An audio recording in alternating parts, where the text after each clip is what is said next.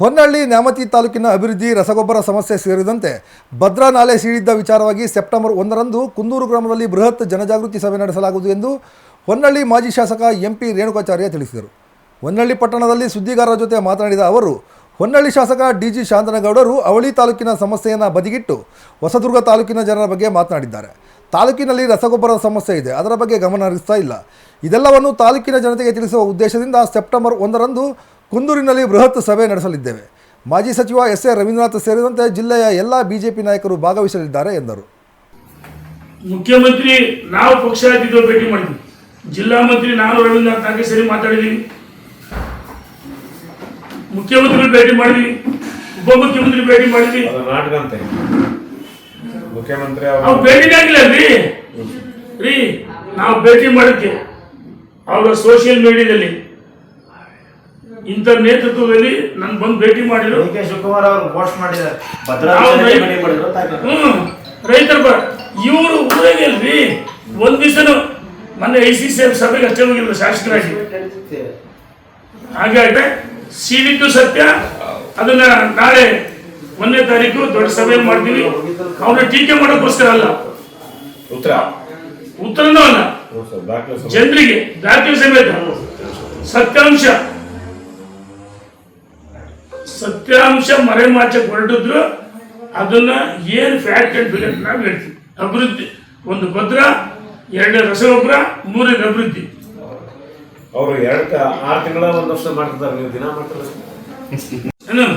ನಮ್ಮ ಕ್ಷೇತ್ರ ಸರ್, ದಾವಣಗೆರೆ ಜಿಲ್ಲೆಗೆ, ಅದು ಇಡೀ ರಾಜ್ಯಕ್ಕೆ ನಮ್ಮ ಬೇಡಿಕೆ ಅಗತ್ಯ ಜಾಸ್ತಿ ಬಂದಿದೆ. ಆದರೆ ಇವರೇನು ಅಧಿಕಾರಿಗಳು ರೈತರ ಗೊಬ್ಬರ ಜಾಸ್ತಿ ಹಾಕಿಬಿಟ್ರು, ಯೂರಿಯಾ ಗೊಬ್ಬರ, ಭದ್ರಾ, ಅಭಿವೃದ್ಧಿ 3 ವಿಷಯ ತಗೊಂಡು ದಾವಣಗೆರೆ ಜಿಲ್ಲೆ ಎಲ್ಲ ನಾಯಕರು, ರವೀಂದ್ರನಾಥ್ ಒಳಗೊಂಡಿದ್ದು ಎಲ್ಲ ನಾಯಕರು ಬರ್ತಾರೆ ಕುಂದೂರಿಗೆ. ಅವರು ಟೀಕೆ ಮಾಡೋಕ್ಕೋಸ್ಕರ ಮಾಡೋದು ಸರ್. ನಾವು ಅವ್ರು ಟೀಕೆ ಮಾಡೋಕ್ಕೋಸ್ಕರ ಸಚಿವರು ಸಭೆ ಮಾಡೋದು ಅಲ್ಲಲ್ಲ, ಅವರು ಟೀಕೆ ಮಾಡೋಕ್ಕೆ ಸಭೆ ಮಾಡಲ್ಲ. ಜನರಿಗೆ ಇವರು ಆಯ್ಕೆ ಮಾಡಿದ್ದು ಹೊನ್ನಾಳಿ ನ್ಯಾಮತಿ ತಾಲೂಕು ದಾವಣಗೆರೆ ಜಿಲ್ಲೆ. ಇವರು ಆ ವಸ್ತುವಿಗೆ ಚಿಕ್ಕ ಇವ್ರು ಕೊಡುವ ಮಾತಾಡ್ತಾರೆ. ಆಮೇಲೆ ಕುಡಿ ನೀರು ಕೊಡ್ಬೇಡ್ರಿ ಅಂತ ಹೇಳಿದೀವ. ನಾವ್ ಹೇಳಿದ್ವಿ 7 TMC ನೀರು ರಿಸರ್ವ್ ಇದೆ, ಅದ್ರ ಕೊಡಿ ಅಂತ ಹೇಳಿದ್ವಿ. ಇದು ಬಿಜೆಪಿ ಸರ್ಕಾರದ್ದು. ಹೌದಾ, ನಮ್ದೇ ಸರ್ಕಾರ. ನಾವು ಡೇ 1 ಭಾಷಣದಾಗ ಹೇಳಿದೀವಿ. ಹೌದನಪ್ಪ, ಎಲ್ಲ ಕಡೆ ಇವತ್ತು ನೀವು ಗೊಬ್ಬರದ ಬೇಕಾದ್ರೆ ಕೇಳ್ತೀನಿ ಸರ್, ಗೊಬ್ಬರ ಕೊಡಿಸಿ ಅಂತ ಹಳ್ಳಿಯಾಗ ಟ್ರೇಡರ್ಸ್ ಕೇಳ್ತಾರೆ. ಕೆಲವರಿಗೆ ಮಾತ್ರ ಗೊಬ್ಬರ ಹೋಗಿದೆ, ಕಾಳ ಸಂತೆಯಲ್ಲಿ ಮಾರಾಟ ಆಗಿದ್ದು ಸತ್ಯ.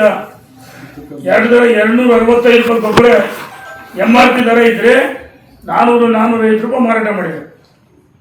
ನಾನು ರಾಜಕೀಯ ನಿವೃತ್ತಿ ಆಗ್ತೀನಿ, ನಾನು ಶಾಸಕರು ಮಾರಾಟ ಮಾಡಿದೆ ಅಂತ ಹೇಳಿಲ್ಲ, ಎಲ್ಲಿ ಹೇಳಿಲ್ಲ.